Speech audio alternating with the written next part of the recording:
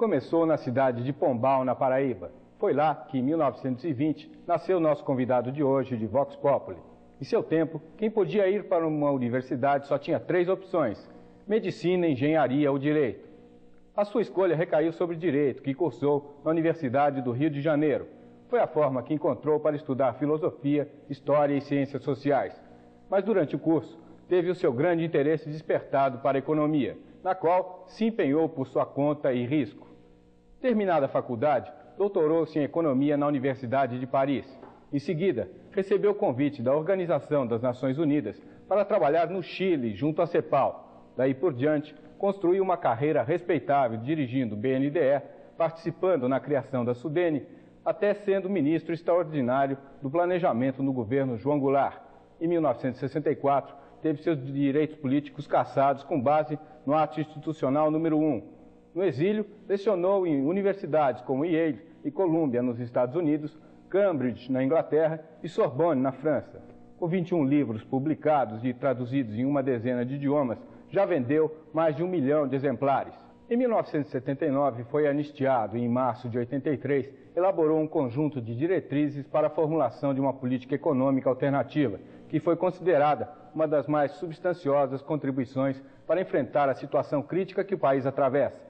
Boa noite, Celso Furtado. Boa noite.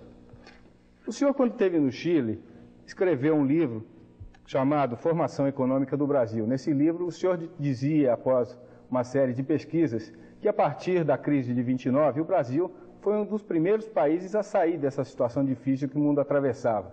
Nessa crise atual, o senhor acha que o Brasil vai conseguir fazer o mesmo tipo de performance? Não acho. Por que não? Porque naquele momento o Brasil estava, depois de 1930, estava governado por homens de grande audácia e com uma percepção clara de que era necessário mudar alguma coisa. O Brasil vinha da época da República do Café, dos governos conservadores anteriores, e depois da Revolução de 30, a equipe nova tinha gente como Oswaldo Aranha, que estava no Ministério de Vargas, né? Gente de coragem e audácia, e era necessária a iniciativa desses homens, a ação desses homens, para que o Brasil pudesse romper a resistência inicial.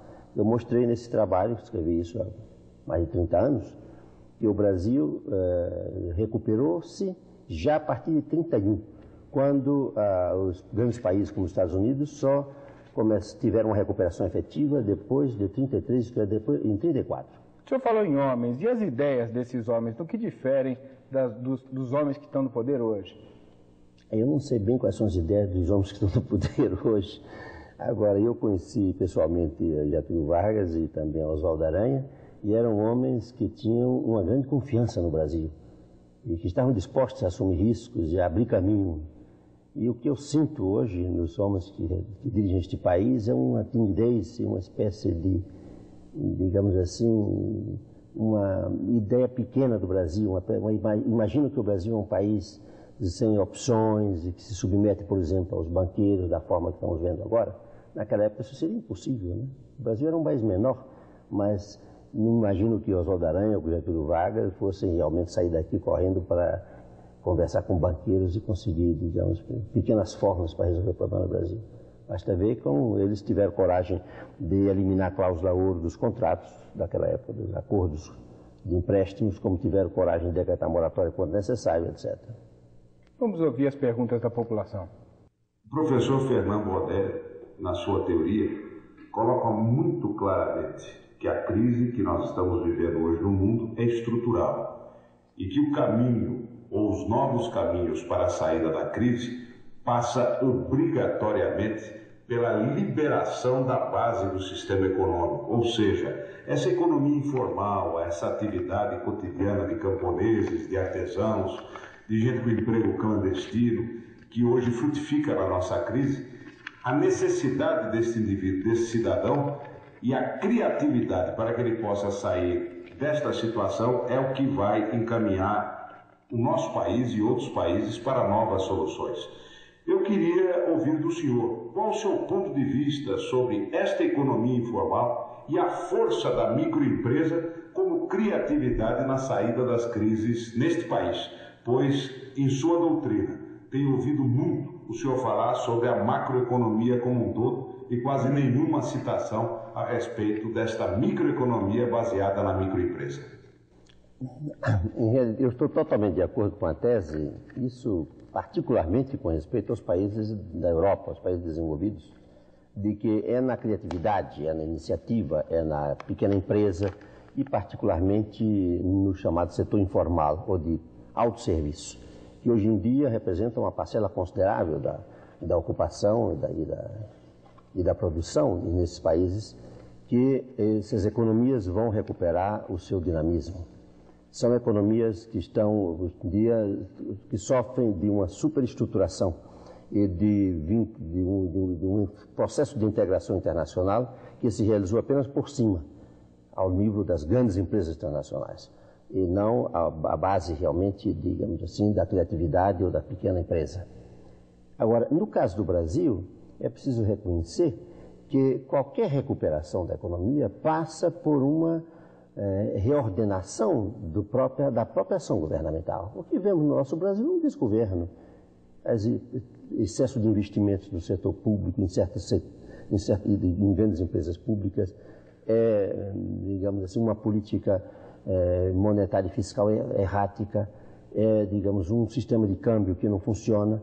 Quer dizer, quando se observa o caso brasileiro, qualquer observador, mesmo, digamos assim, não muito treinado em economia, percebe que nós temos coisas muito simples a fazer, como é pôr ordem na nossa casa e recuperar simplesmente o controle.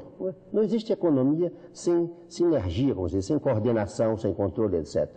E o nosso problema não é o problema das grandes crises dos países que perderam, digamos assim, ao nível da criatividade. É da desordem ao nível da macroeconomia do governo. E é por isso que damos ênfase a esses aspectos, sem minimizar, evidentemente, a importância da empresa pequena.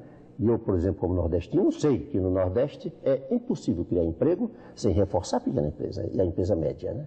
E essa é a que cria emprego, aqui como em qualquer parte. E para nós, em certa região do Brasil, ou se despovoarão ou criarão emprego nos setores, em setores, digamos assim, capazes de absorver tecnologia, porque não esqueçamos que o setor informal, ele pode criar emprego, mas ele não absorve tecnologia, portanto, sua produtividade não aumenta.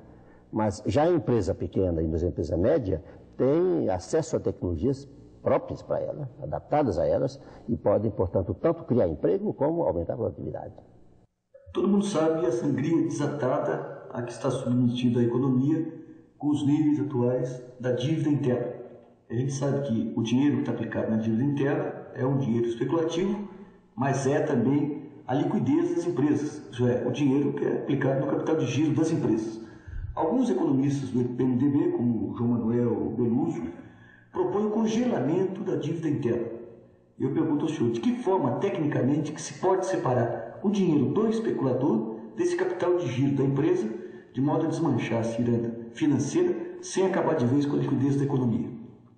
É evidente que o saneamento do sistema financeiro exige uma identificação exata dos atores, dos que detêm esses títulos, esses papéis. Quando se observa a estatística brasileira hoje em dia, se vê que a massa de papéis girando, circulando, é tão grande que representa mais de 40% do produto nacional. Isto é, ela é duas vezes mais do que toda a poupança nacional. Por exemplo, o país foi empapelado. O governo emitiu quantidades enormes de papéis, as empresas emitem outros tantos, e existe, portanto, uma ciranda, como se diz aqui.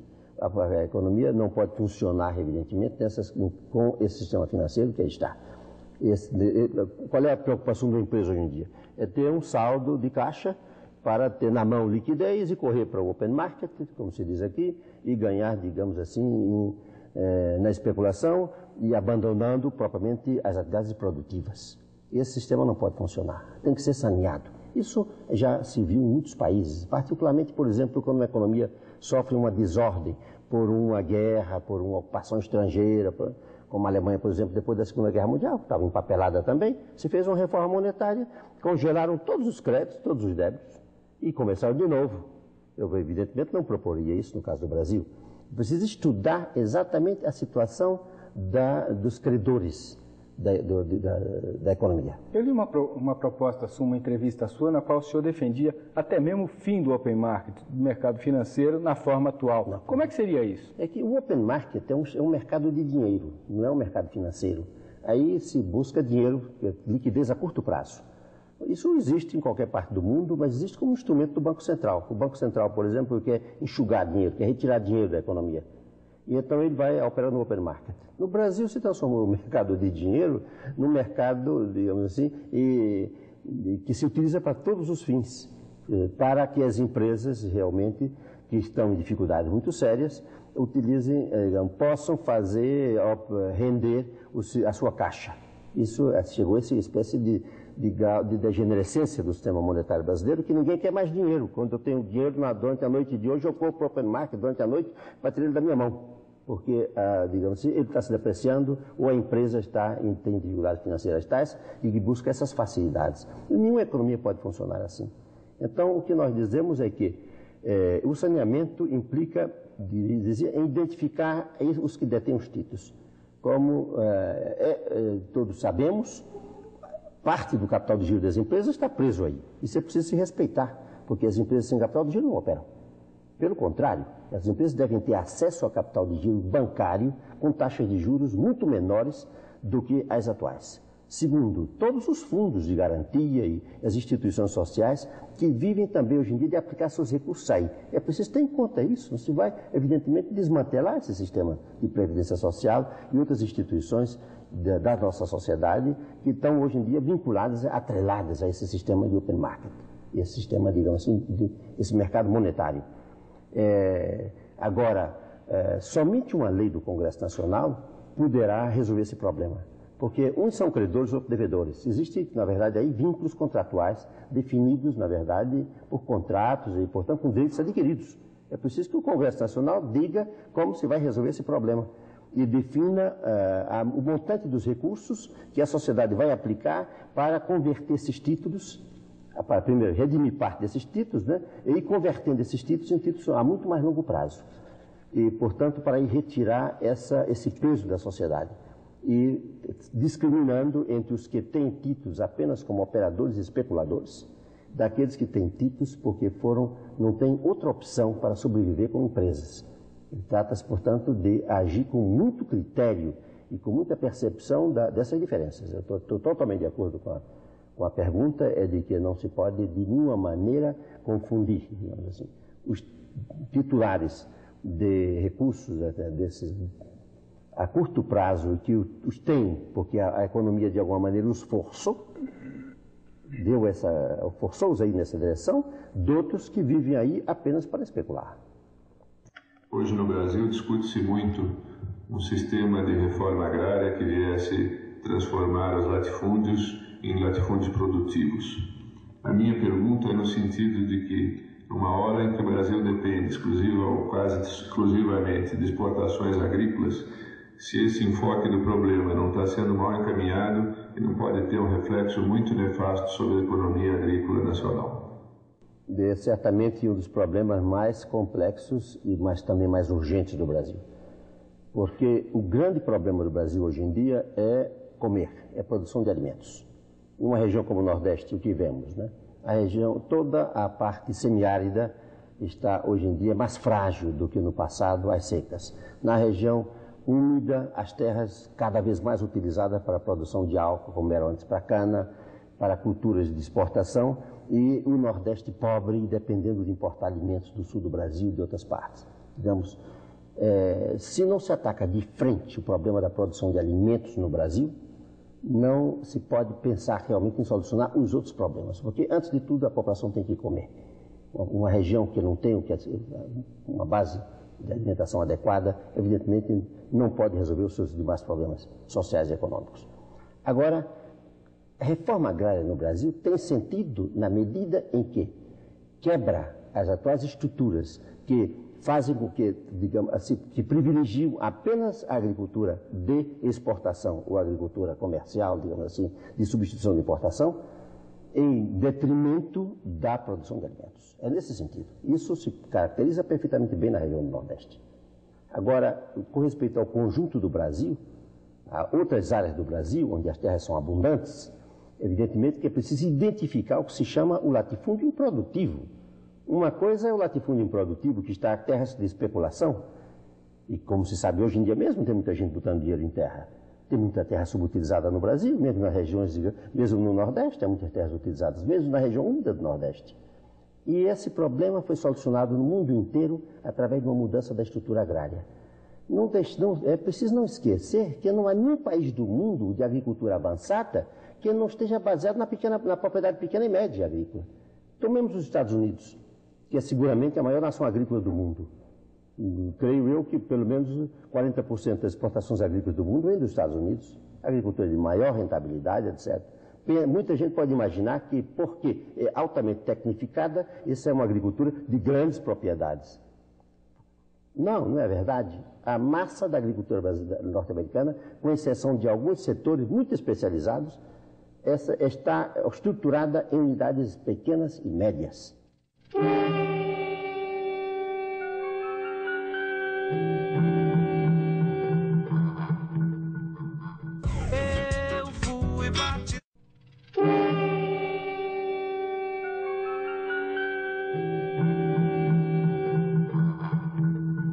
Algumas pessoas defendem que o subsídio na agricultura deve ocorrer não no crédito, mas no subsídio direto ao alimento. Como é que o senhor vê essa questão?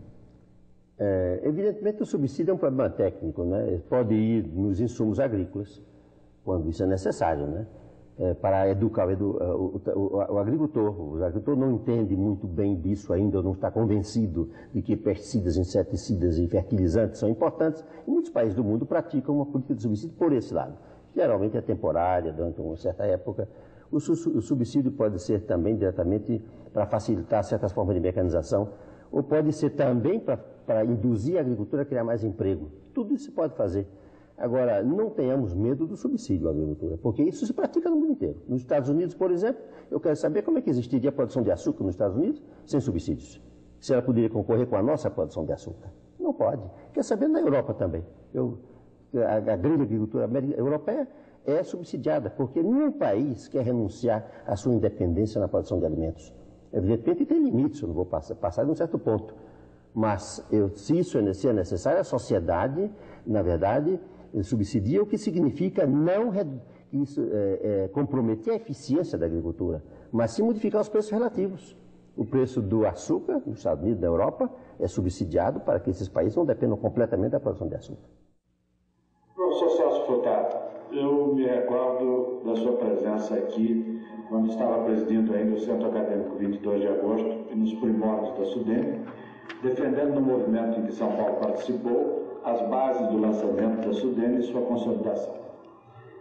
Eu lhe perguntaria hoje, como poderíamos fazer, imaginando que o Nordeste tem um grande potencial de áreas agricultáveis, que tem um potencial grande de águas disponíveis, se perenizarmos algumas das suas áreas e rios, como poderia esta agricultura ser utilizada mais rapidamente para que o Nordeste se tornasse um grande produtor de alimentos? Quando se diz que o Nordeste é uma região com água, evidentemente é preciso qualificar. O Nordeste é uma região pobre em água e pobre em solos. Eu sou nordestino, conheço bem a região e não me deixo iludir. Evidentemente que se comparamos com outras áreas do mundo, de outros países, o Nordeste não é tão assim, digamos, desprivilegiado, não? Mas a ideia, por exemplo, de transportar águas a grandes distâncias em qualquer país do mundo, mesmo em países muito mais ricos do que o Brasil, isso é uma coisa cara. Muitas vezes me falam de Israel, que eu conheço muito bem, e inclusive quando estava no Nordeste, convidei os técnicos de Israel para discutirmos e trabalharmos juntos em alguns projetos no Nordeste. Esses são países que têm uma enorme abundância de capital, têm recursos consideráveis e que, portanto, têm outras soluções que não as nossas. É preciso reconhecer que o Nordeste é uma região pobre. O nível de vida da massa da população é muito baixo, e mesmo mais do que deveria ser, né? Dada a produtividade média da região. Em face dessa situação, é preciso buscar soluções baratas. A solução barata está na pequena irrigação, que está ligada também à pequena propriedade agrícola. Eu estudei o estado da Paraíba, por exemplo, de perto, que é o meu estado, existe lá mais de 200 mil hectares que poderiam ser irrigados em pequena irrigação. Mas, evidentemente, isso não interessa à grande propriedade. Como seria esse processo de pequena irrigação? A pequena irrigação são técnicas simples, seja, digamos assim, de retenção de água, seja utilização de água subterrânea, mas todas elas baseadas em pequenos investimentos e que decorre, portanto, de saber proteger a água. Em países da África do Norte se vê isso muito, onde a água é escassa também e as economias são pobres, se utilizam muitas formas baratas de pequena irrigação e que tem que estar combinado com outras formas de agricultura e com a agricultura resistente à seca, com plantas xerófitas, etc. Isso tudo é possível no Nordeste. Agora, eu não excluo também a hipótese de perímetros maiores de irrigação. Quando eu estava na Sudene, mandei estudar toda a região do São Francisco e se havia iniciado lá alguns projetos já maiores de irrigação. Mas não esqueçamos que uma população pobre, como é a do Nordeste, não pode pagar alimentos criados por uma agricultura cara. Quando se pensa numa agricultura como a soja, essa é uma agricultura muito cara, muito rica. Você tem em conta que a soja é tão capitalizada quanto uma indústria muito avançada. É uma agricultura baseada em uso de capital. E uma população como a dos Estados Unidos e outros países, etc., o certo setor da população brasileira podem pagar alimentos provenientes de uma agricultura rica. Mas uma população pobre como a do Nordeste terá que pagar alimentos que vêm também de uma agricultura realmente simples ainda. Tudo tem que ir conjuntamente.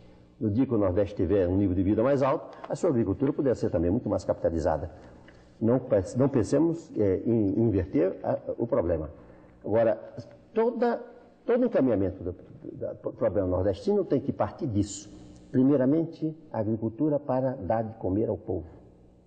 Eu visitei, por exemplo, a região do Agreste da Paraíba há pouco, e que é uma região antiga, de propriedades pequenas, de policultura, que produzia alimentos tradicionalmente, e vejo que ela foi transformada hoje em dia em plantação de cana para álcool, porque o álcool é subsidiado, a cana é subsidiada para o álcool, isso interessa ao Brasil para economizar divisas. Evidentemente é um problema nacional, mas que tem um custo social enorme no Nordeste.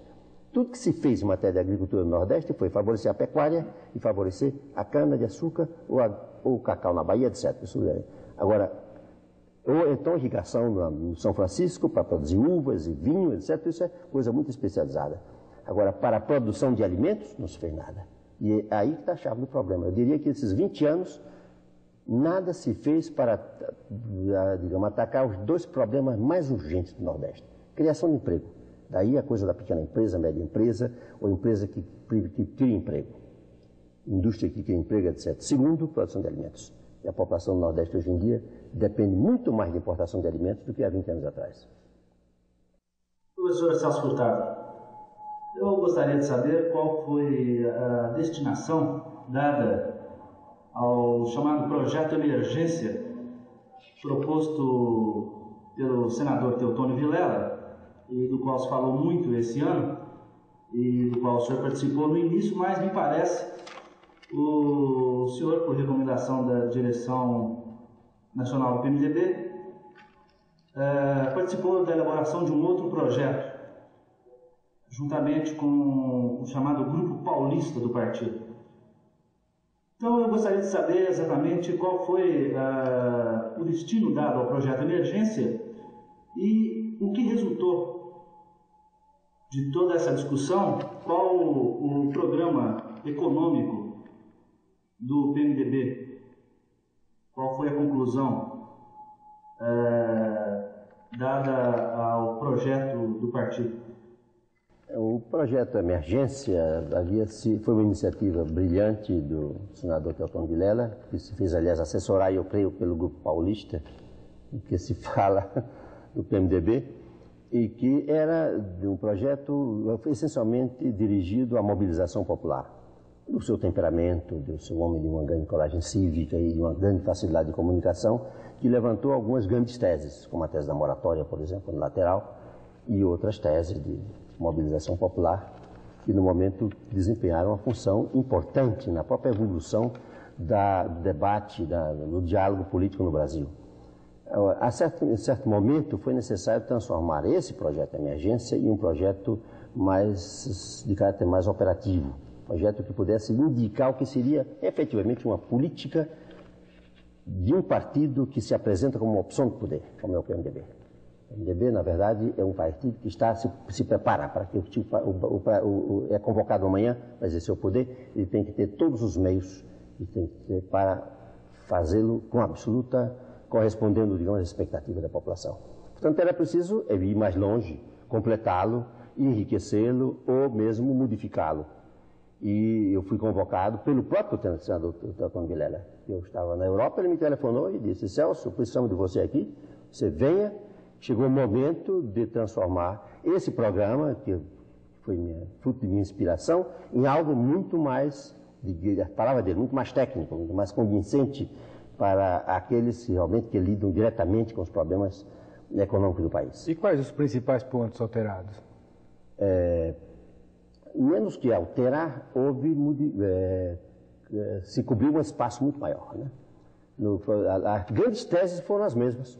A tese, digamos assim, as teses políticas básicas são as mesmas, de convocação da Assembleia Constituinte, da eleição direta para presidente da República, foram retidas todas porque são, na verdade, já as teses de luta do PMDB há muito tempo. Na área econômica? Na área econômica, a tese mais importante, que era a tese da moratória, com respeito à dívida externa, foi retida também. Que, aliás, quando ele preparou o projeto dele, ele me consultou também, etc. E eu fui uma das poucas pessoas que o encorajaram a defender a tese da moratória, desde o começo. Agora, com respeito para dar um exemplo do saneamento do sistema financeiro brasileiro, ele apresentava já uma fórmula que, evidentemente, simples, atrativa, que era transformar toda a dívida interna em bônus, tipo bônus de guerra, etc. Ora, esse é um problema que não se pode resolver se não por um entendimento ao mais alto nível nacional. E no programa novo do PMDB, no programa finalmente que se redigiu, se diz que cabe ao Congresso Nacional, que representa todos os aspectos da sociedade brasileira, definir as bases da conversão dessa dívida, esse saneamento. Como vamos, na verdade, limpar o país dessa papelada que aí está. Isso tem que ser objeto de um grande debate. Realmente lá se damos algumas indicações gerais, como eu acabei de dizer aqui, com respeito aos quem são os que conservam esses títulos, mas não avançamos muito porque achamos que esse é um problema de entendimento a nível da sociedade e que isso não pode ser feito, digamos, mobilizando uma parte da sociedade completamente contra a outra. Foi feito, então, sem modificar o espírito, que é um saneamento a fundo do sistema financeiro, nós modificamos a forma. E, por outro lado, evidentemente, tivemos que ampliar em várias direções o programa, porque havia muitos temas que não haviam sido abordados no esquema do senador, e um pouco modificar a linguagem, porque se tratava já de um programa que unisse o PMDB. Eu me encarreguei de visitar todos os líderes do partido, a começar pelo senador Teotônio Vilela, cujo texto inicial foi nosso ponto de partida, mas tinha que gostar os líderes de todas as outras chamadas, digamos, tendências do PMDB, para chegar a um consenso dentro do próprio PMDB e sair com um documento que passasse a unir o partido e não ser o documento ligado a uma personalidade, como foi o caso do senador. Mas eu sou muito agradecido pessoalmente a ele, não só pelo ato de coragem que ele teve, dizendo que o país necessita de um programa, de uma opção, em que direção ir, e foi ele que nos animou nessa direção, como mesmo me convocar pessoalmente, me chamar a Brasília, debater comigo, me dar o programa dele, está aqui, Celso, transforme numa coisa mais operacional, mais técnica. E, evidentemente, eu fiz isso consultando com as outras lideranças do partido, em primeiro lugar, doutor Ulisses Guimarães, mas o senador foi informado de todos os momentos das discussões e até o fim ele esteve, digamos assim, fundamentalmente de acordo conosco na orientação do programa que se apresentou. O professor Celso Furtado tem recomendado, até com certa insistência, o caminho da moratória externa. Teriam sido suficientemente avaliados os riscos envolvidos, o peso específico do Brasil para esse tipo de encaminhamento da solução externa e, sobretudo, teriam sido suficientemente esclarecidos à sociedade brasileira quais os custos sociais de um projeto de moratória, sobretudo a unilateral? Bem, em primeiro lugar, nós partimos da convicção profunda e decorre de nossa observação e de conhecimento do Brasil de que os custos sociais maiores são os que se pagam hoje em dia, por uma moratória que é, na verdade, desenhada em função dos interesses dos bancos. O Brasil passou este ano todo em moratória, isto é, sem pagar o serviço da sua dívida, nem o principal, nem grande parte dos juros, e se submeteu finalmente a uma série de acordos nas condições ditadas pelos bancos. E isso, o Brasil, por exemplo, neste ano já está transformado numa economia exportadora, não digo de capital, porque o Brasil continua se endividando, continua tomando emprestado dinheiro para pagar juros. Portanto, ele não exporta capitais, mas ele exporta recursos. Este ano estaremos exportando já cerca de 3 bilhões de dólares de recursos reais. Vamos exportar mais o ano que vem e pelos esquemas que eu conheço do Fundo Monetário, até em 87, 88 estaremos exportando cerca de 15 bilhões de dólares, que é mais ou menos a metade da capacidade de investimento deste país em condições normais de funcionamento da economia. Portanto, o Brasil está submetido a uma recessão que está programada para durar vários anos e transformado num país exportador de recursos e tem fechado todas as linhas de crédito, exceto para pagar juros. Porque mesmo os créditos comerciais, que o Brasil tinha, por exemplo, 10 bilhões de dólares no ano passado, quando começaram essas negociações, hoje em dia estão reduzidos a um pouco mais da metade disso. Portanto, o Brasil hoje em dia é um país que só tem acesso a crédito externo quando se trata de recolher dinheiro para entregar aos banqueiros, para resolver o problema dos bancos. Evidentemente que uma situação tão complexa e difícil como a atual, não somente envolve riscos, mas existem sacrifícios. Hoje em dia, os sacrifícios são feitos sem saber para quê. Na hipótese de que o Brasil assuma a sua soberania e diga aos bancos que não vai aceitar as condições que eles estão ditando, também haverá riscos. Mas neste caso nós saberemos com que objetivo os estamos assumindo. Não esqueçamos que os bancos estão transformando a nossa situação de fraqueza em um negócio. Eles tomam um papel de dívida nosso e simplesmente para refinanciá-lo e, portanto, nos emprestar dinheiro para pagar eles mesmos, eles exigem comissões adicionais, exigem aumento de spreads e, portanto, obrigam o Brasil a se endividar mais, simplesmente para que ele, banco, apresente no seu balanço lá um ativo, como um ativo, esse papel que tem assinado pelo governo brasileiro.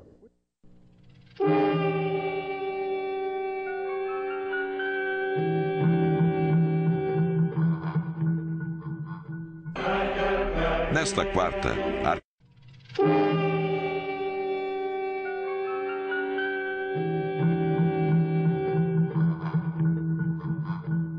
O ministro Mário Simonsen disse que o México, antes de ir à moratória, tomou cuidado de guardar 10 bilhões de dólares como reservas. As reservas brasileiras não se sabe bem em que nível estão. O senhor acha que com essas reservas dá para se ir à moratória? Não há um perigo de interromper bruscamente com as importações? Não, primeiramente o Brasil não tem reservas. O Brasil tem reservas negativas hoje em dia. Reservas, segundo o Fundo Monetário Internacional, de 4,5 bilhão de dólares até há pouco de reservas negativas.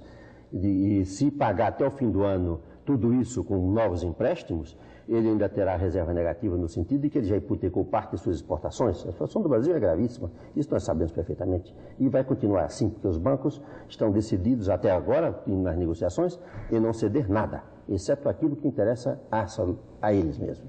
O caso do México é diferente disso. O caso do México resulta de que o México foi uma fuga enorme de capitais. Não é que o México tivesse reservas, não. O México foi uma fuga brutal de capitais. No período de pouco mais de 18 meses, o México perdeu 20 e tantos bilhões de dólares de fuga de capital. E foi para frear esse processo que ele decretou a moratória. E no momento que ele decretou a moratória, para que ele queria reserva? Você não ia pagar mais a ninguém. E ele exporta petróleo. O México exporta petróleo este ano 16 bilhões de dólares. O México tem moeda forte na mão. A situação dele, desse ponto de vista, é muito melhor do que a nossa.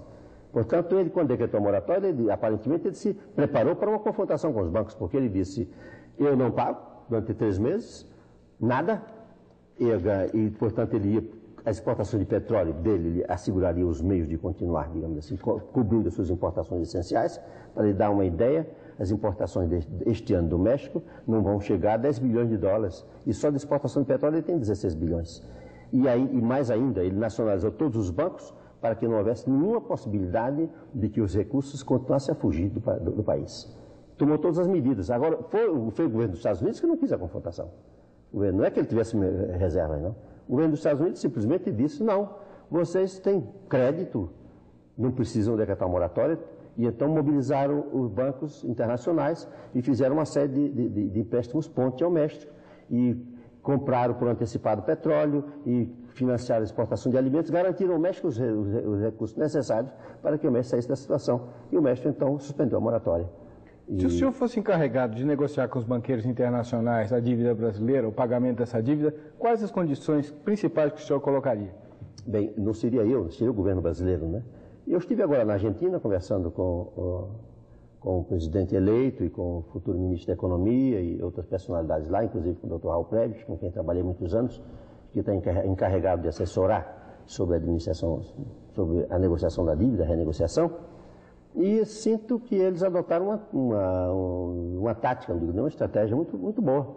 Eles disseram o seguinte, nós temos que explicar aos banqueiros de quanto dispomos para pagar a eles este ano.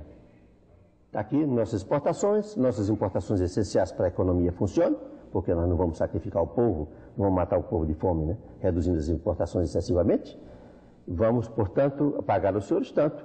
E os banqueiros, então, farão um rateio entre eles e, digamos assim, e refinanciarão o resto. Agora, me disseram eles, quando eles apresentaram o plano de refinanciamento, nós diremos, não senhor, vocês não vão tirar proveito do fato que nós estamos nessa situação aí. Nós não aceitamos essa taxa de juros, não aceitamos essas comissões. Nós vamos renegociar tudo isso. Como os bancos têm tempo limitado para renegociar, porque eles têm que apresentar balancete, têm que fazer balança de fim de ano, e eles, na verdade, vão ficar numa situação de ter que decretar eles a moratória da Argentina, ou do Brasil.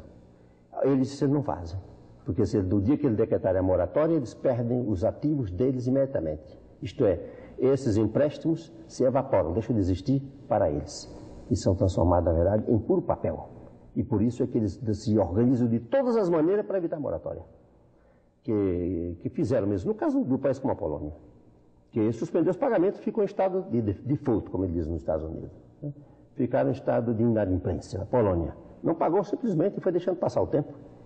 Aí alguns bancos ficaram em situação difícil, menores, quiseram agir e disseram, vou então executar a dívida da Polônia junto aos tribunais e pedir para que se decrete a moratória do país. Quanto tempo o Brasil deveria deixar de fazer os pagamentos? Bem, se ele não tivesse assinado esses papéis que aí estão, a 31 de dezembro, a situação dos bancos era muito difícil.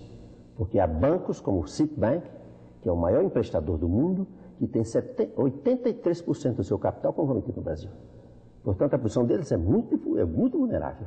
E é por isso que eles se mobilizam de todas as maneiras para evitar que o Brasil assuma uma atitude independente. Eles oferecem todas as formas. E é por isso que todos os observadores internacionais me dizem, é impressionante como o Brasil não usa o peso que tem. Comparemos as negociações do Brasil. Eu vou dar um caso, por exemplo, um país como a Nicarágua, que é um pequeno país, fraco, hoje em dia assediado de todos os lados, etc. Ele suspendeu o pagamento da dívida. Os bancos não decretaram a moratória, não decretaram a Nicarágua inadimplente. Porque não interessa aos bancos. Eles negociaram em condições muito mais favoráveis de spreads, que a Nicarágua não pagou comissões de negociação, do que o Brasil.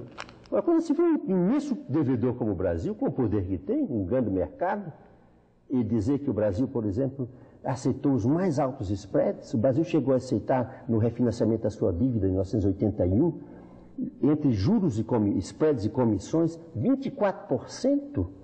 Qual é a economia mundial que pode funcionar pagando juros de 24% numa dívida do tamanho dessa que está? Isso tudo é evidente, os banqueiros todos dizem, é evidente que isso não pode durar muito tempo. 2, 3 anos mais, isso não pode. Agora, estão parando a economia do Brasil, com que objetivo? Apenas de resolver o problema dos bancos. Esse é o problema real que se coloca hoje em dia. Agora me perguntarão, mas e como encontrar uma solução para tudo isso? Tem que se encontrar uma forma de cooperação, e a cooperação passa por concessões dos credores, que são hoje em dia fortes e ganharam muito dinheiro. E como dizem nos Estados Unidos mesmo, terão que pagar, terão que perder parte disso. Eles já ganharam muito dinheiro. Dizem lá nos Estados Unidos, a imprensa americana todo dia diz isso, no Congresso. E de parte dos países credores, né? Dos bancos centrais dos países credores. É preciso chegar a um entendimento, nova forma de cooperação, para reduzir a carga que pesa hoje em dia sobre os devedores, transformar esses papéis de forma tal que os bancos possam, digamos, apresentar os seus balanços de fim de ano, com redesconto, evidentemente com perda de parte do patrimônio, mas evidentemente sem um choque demasiadamente grande. E, finalmente, digamos assim, uma forma de cooperação. E eu espero que isso aconteça, quiçá não por iniciativa do governo do Brasil, que tem estado demasiado submisso, mas quiçá agora por iniciativa do governo da Argentina. Celso Furtado, recentemente em um programa de televisão do PMDB, o deputado Ulisses Guimarães disse que no encontro que teve com o presidente eleito da Argentina, o Raul Alfonsín, do qual o senhor também participou, o presidente eleito da Argentina anunciou que uma de suas primeiras medidas seria destinar 1% do PIB argentino para acabar com a fome do país. Eu queria saber se, no seu entender, essa seria também uma solução para o Brasil e quanto representaria 1% do nosso PIB.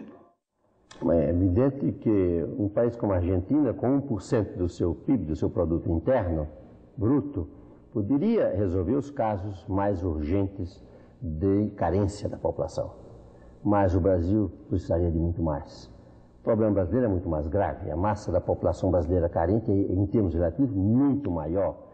Nem mesmo com muito mais, digamos, nem mesmo com 4%, nós faríamos o essencial no Brasil. Portanto, não podemos ter essa ambição. Podemos sim ter o desejo e a ambição de ir colocar o problema de forma a que, num período, digamos, de 5, 10 anos, se resolva aquilo que é a carência maior no Brasil. Isso não é para um ano, nem 2, nem 3, nem é para apenas para 1%. Vejamos 1% o PIB do Brasil hoje em dia está em torno de 240 bilhões de dólares, aí 1%, 2,4%, né? Isso é muito pouco recurso quando se tem em conta que 40% da população do Brasil vive no nível do que se chama pobreza absoluta. E que uma parte grande dessa pobreza absoluta é miséria. Portanto, não vai ser, digamos assim, como na Argentina. Você não acha de que, ao invés de ficar discutindo com banqueiros internacionais, ao invés de ficar discutindo com o sistema financeiro internacional, caberia ao governo encontrar soluções para os problemas da política econômica, discutindo com o movimento sindical brasileiro, permitindo que o Congresso Nacional pudesse deliberar sobre as questões econômicas desse país? Você não acha que seria muito mais fácil a gente encontrar medidas que solucionassem os problemas da classe trabalhadora aqui dentro? E você não acha também de que é praticamente impossível qualquer saída econômica enquanto estiverem determinando a política econômica o ministro Antônio Delfim Neto e o ministro Hernani Gouveia? Eu estou totalmente de acordo em que o governo brasileiro praticamente se voltou para o exterior. Os ministros estão preocupados, na verdade, com a dívida externa, vivem viajando, etc. E os problemas internos só se resolvem, só se abordam quando é em função da situação internacional. O grave no problema não é somente a dívida, é que tenhamos aceito uma tutela internacional. Hoje em dia estamos com toda a nossa política econômica já programada, em base a um contrato internacional, um contrato de governo, de co-governo, política de salários, política de fiscal, política de preços, política de subsídios, política monetária, tudo está amarrado. Daqui até, digamos assim, pelo menos o contrato é de 3 anos. Se bem que agora as metas são programadas, digamos, para cada 6 meses ou cada ano, mas hoje em dia há metas que são controladas internacionalmente, mensais. A chamada meta, digamos assim, de crédito ao setor público, de endividamento do setor público no Brasil, é controlada mensalmente.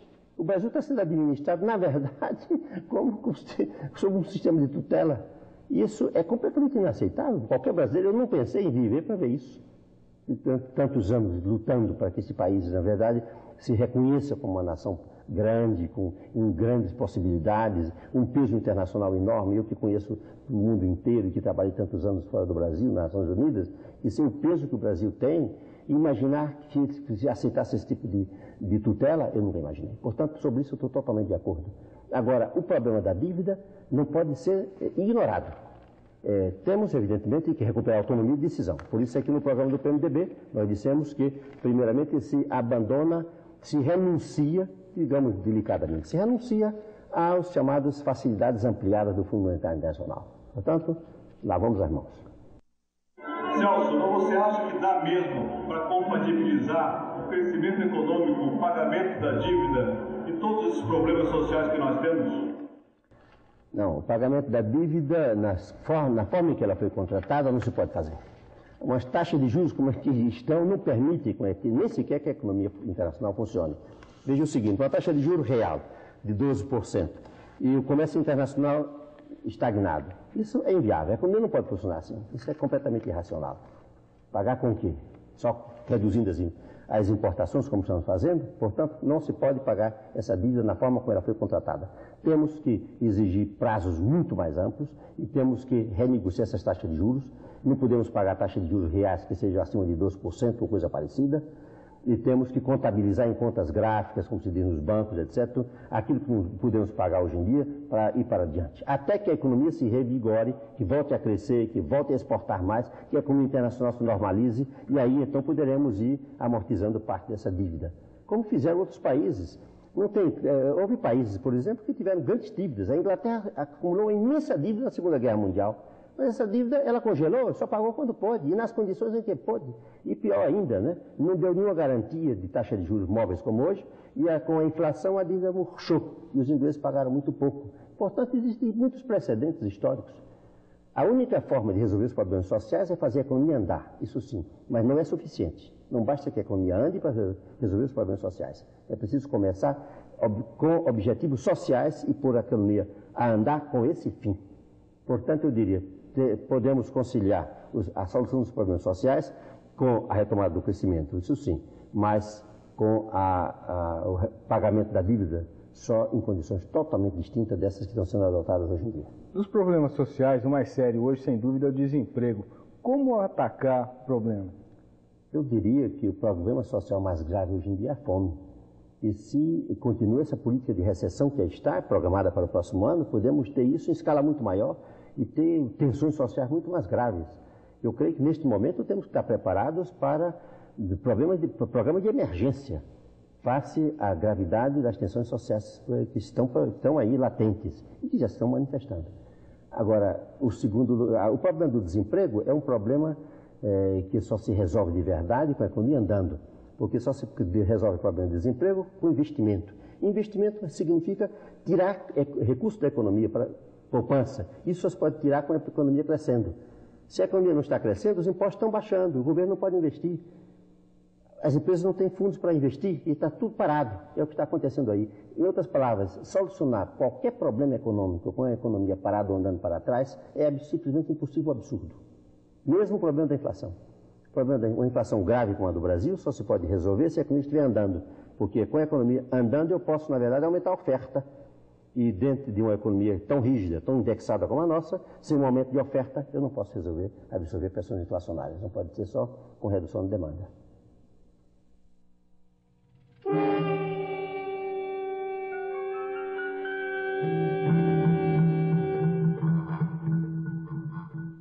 Uma reflexão sobre os paradigmas do mundo moderno. Com que lentes nós lemos, deciframos, por que razões nos assustamos? Isso é só uma hipótese, eu posso estar completamente enganado. Nós físicos ficamos fascinados com esses problemas, com essas questões sem resposta. Invenção do Contemporâneo. Toda quarta, 00:45. Invenção do Contemporâneo. Idealização CPFL Energia. Realização CPFL Cultura.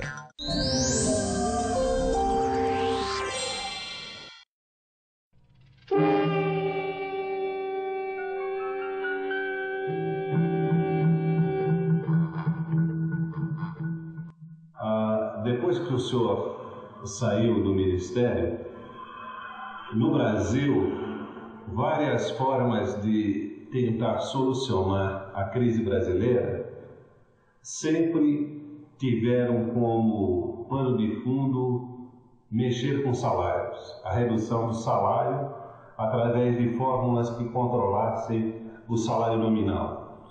Como o senhor avalia essas propostas de vários governos. Foi assim em 1965, com as leis salariais no período, e volta a ser agora com esses decretos-leis.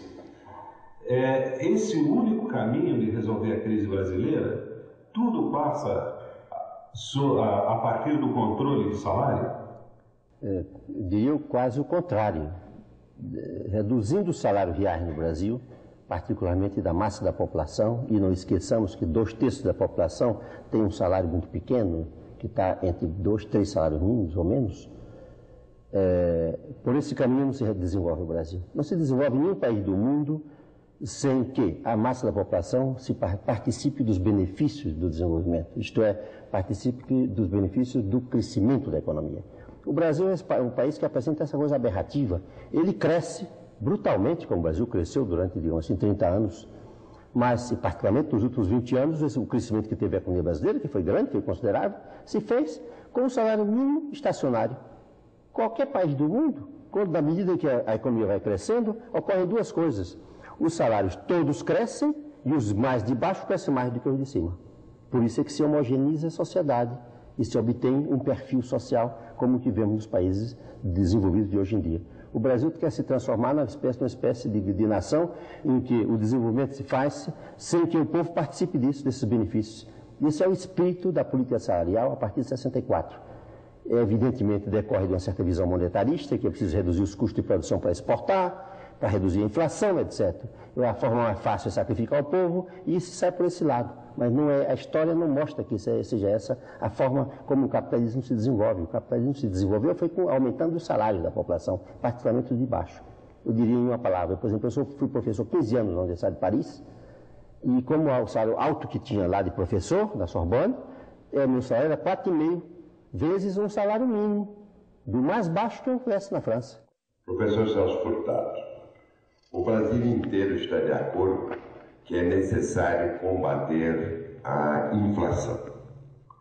Num regime econômico como o nosso, o combate à inflação passa obrigatoriamente por uma política monetária. Qual a política monetária que Vossa Senhoria recomenda para o caso do Brasil? Em primeiro lugar, não pode propriamente haver política monetária numa situação como a que se encontra o Brasil. Isto é, com uma massa tão grande de papéis na mão do povo, na mão dos agentes, com um mercado monetário e financeiro como o que temos aí. Política monetária exige, primeiramente, o controle da criação de liquidez na economia, da criação de moeda, de meios de pagamento. Portanto, é poder ter uma política de redesconto adequada, ter uma política adequada de reservas compulsórias de banco e ter, finalmente, uma política adequada, no caso do Brasil, no que respeita ao refinanciamento externo dos bancos. Se os bancos podem apelar para fora e trazer dinheiro de lá e criar liquidez dentro do Brasil, a política monetária também é muito difícil. Portanto, primeiramente, há uma necessidade de retomar o controle, criar as condições para ter política monetária. Mas não temos nenhuma dúvida de que a política monetária para combater a inflação no Brasil passa pela redução dos custos financeiros. Os custos financeiros hoje em dia asfixiam as empresas produtivas. As empresas se defendem porque vão especular também. E tem, na verdade, lucros não operativos. Mas passa por aí. Portanto, é preciso, digamos assim, uma retomada do controle do sistema monetário por esse lado.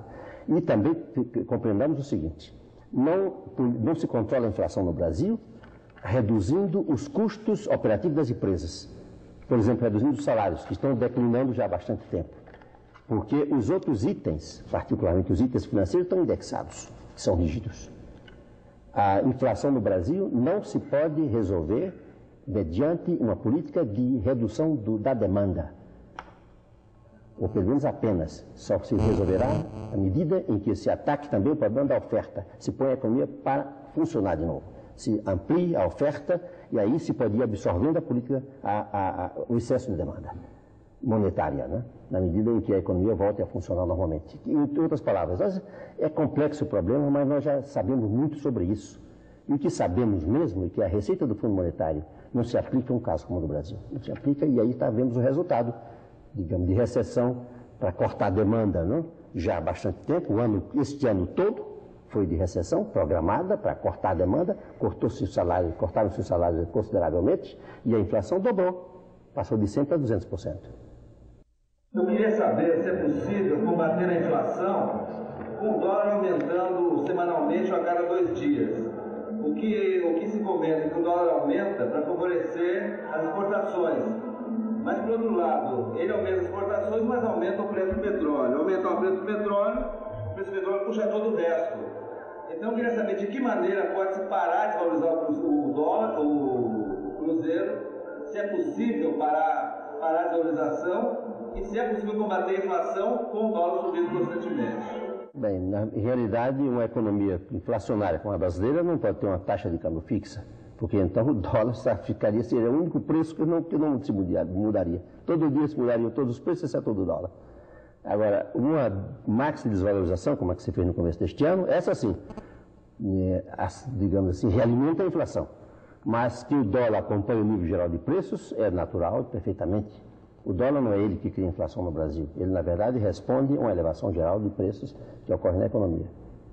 Gostaria de saber do economista Celso Furtado se ele ficou satisfeito com a emenda remendada Passos Pouco e a pequena reforma tributária.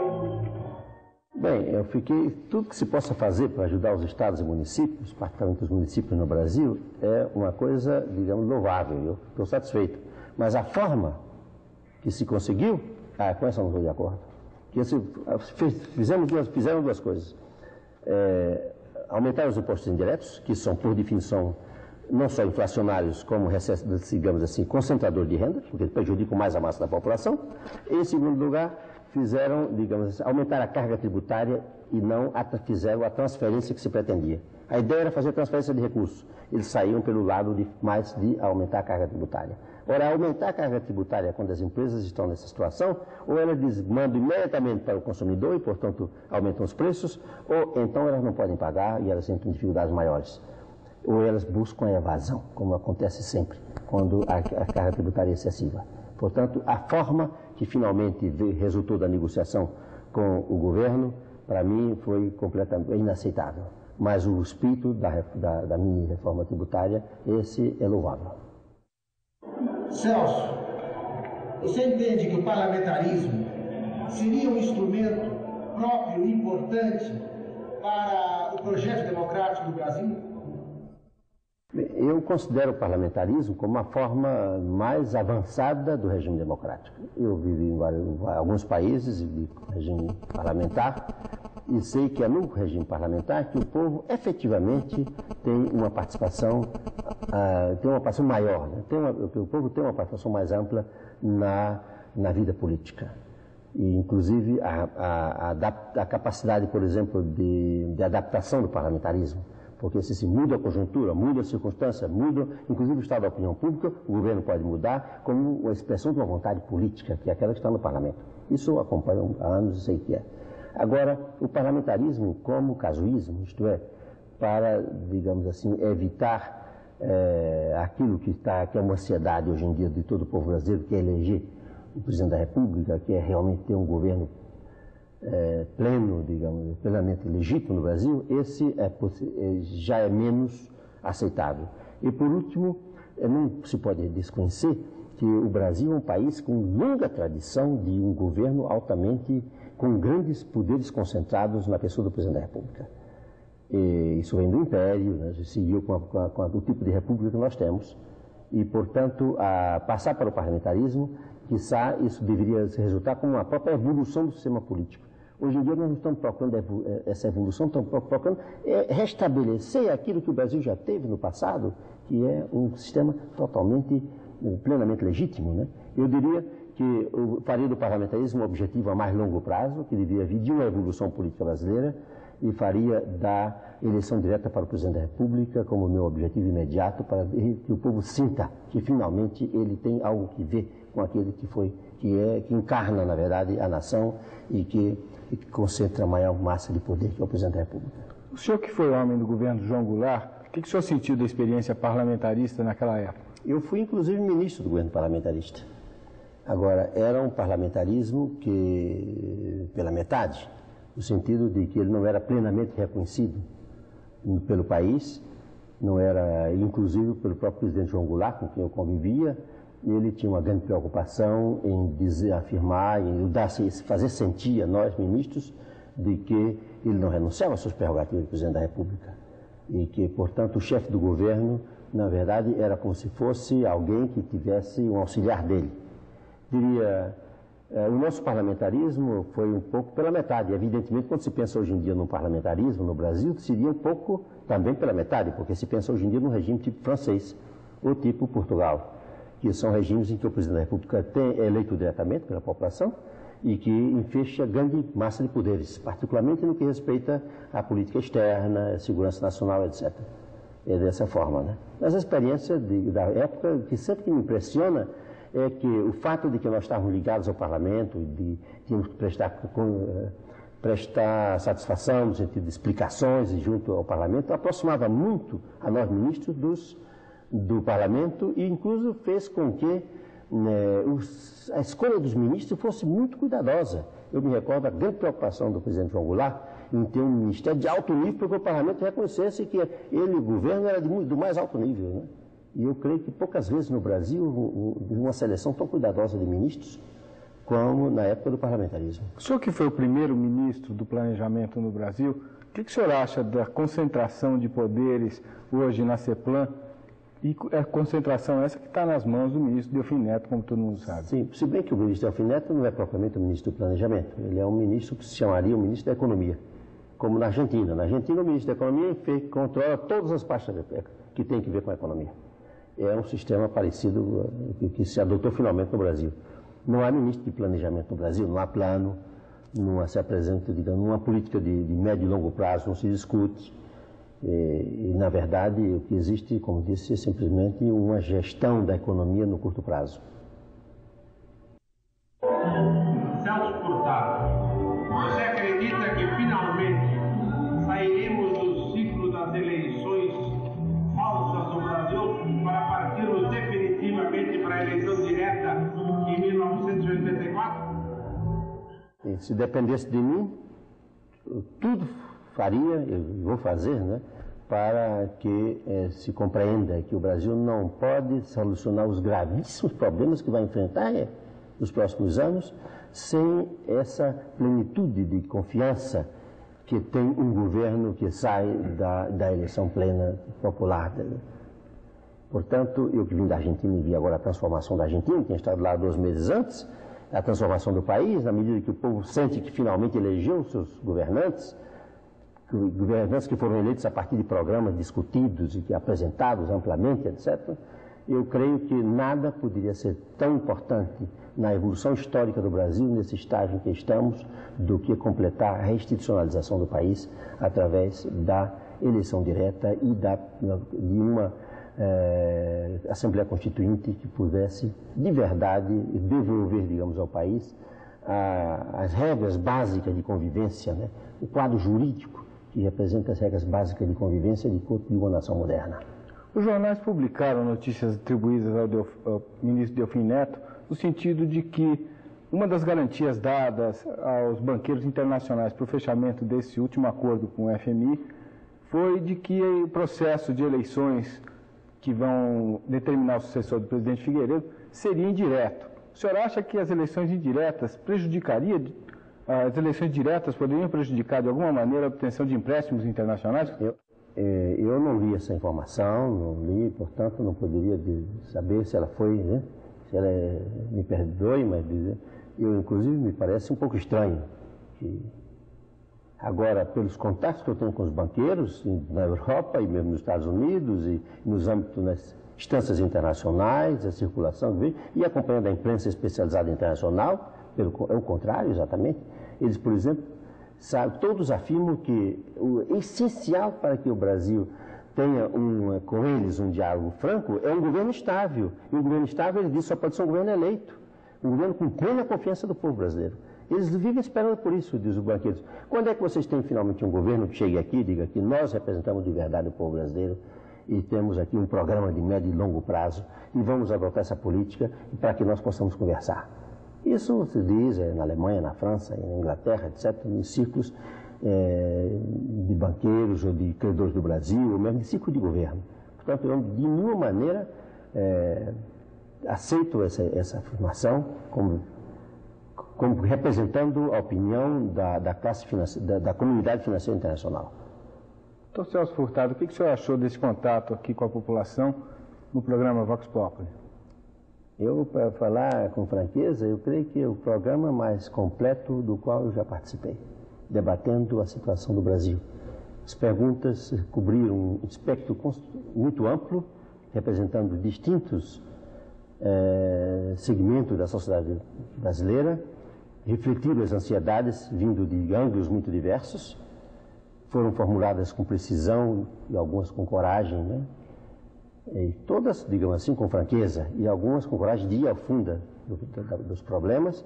Eu me sinto, portanto, muito satisfeito de ter tido essa oportunidade desse diálogo franco, construtivo, e que é uma indicação de que nós estamos avançando nessa direção de restituir o país no quadro de uma convivência democrática, de uma convergência de esforços, porque eu não tenho nenhuma dúvida de que o nosso país dispõe de todos os meios para vencer a crise que aí está e para restituir esperança e confiança no futuro aos jovens que aí estão.